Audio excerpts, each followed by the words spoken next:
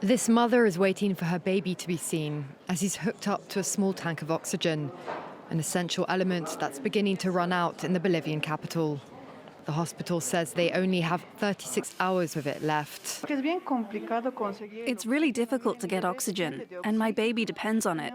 We have to find oxygen, and there isn't any. We're even searching for it on Facebook, not just for my case, but for several babies.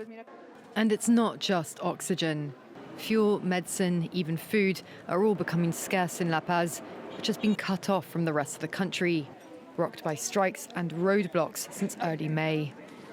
Protesters are calling for measures to tackle rising living costs.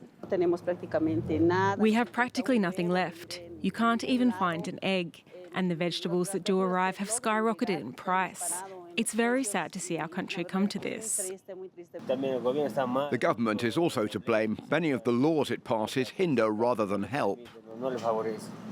After weeks of protests, the movement is hardening, calling for the resignation of President Rodrigo Paz, who's been at the helm for barely 6 months. He says he inherited a bankrupt state, but unions, miners, transport workers and rural groups are pressing the centrists to roll back austerity measures as the country faces its worst economic crisis in a generation. On Monday, they converged on La Paz, and the protests turned into clashes with the police and looting. Things can't be fixed this way.